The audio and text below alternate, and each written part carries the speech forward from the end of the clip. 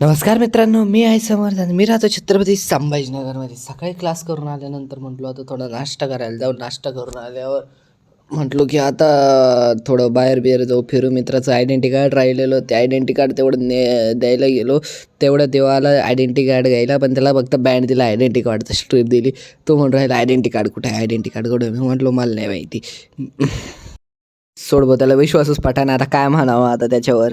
त्यानंतर काय हॉस्टेलवर जायची वेळ झाली होती. आता हॉस्टेलवर गेल्यानंतर काय मग आता थोडा आराम बिराम केला. मग संध्याकाळ झालेली होती. संध्याकाळी मग आता संध्याकाळचं थोडं फिरून यावं म्हटलं. मित्र येणार आता. लय दिवसापासून त्याची भेट झाली नव्हती. वैजापूरमध्ये एखाद्याच भेट झाली ती त्याची एकदाच. त्यानंतर इथं संभाजीनगरमध्ये होती, कारण की आम्ही काय एवढं भेटत नाही, त्याचं काम चालू राहतं त्याच्यामुळं. तेव्हा येत होता, त्याला म्हटलो आता ये लवकर, मी पण आलेलो आहे.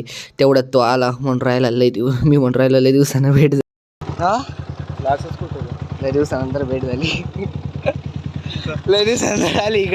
मग काय भेटणं झालं. मग आता थोडं फिरायला गेलो. मग काय थेट आता संध्याकाळी चाललो डायरेक्ट. आता काय म्हणावं, फिरता फिरता वेळच कळायला नाही. मग आलो संध्याकाळी, जेवण बिवण केलं. जेवण बिवण झाल्यानंतर काय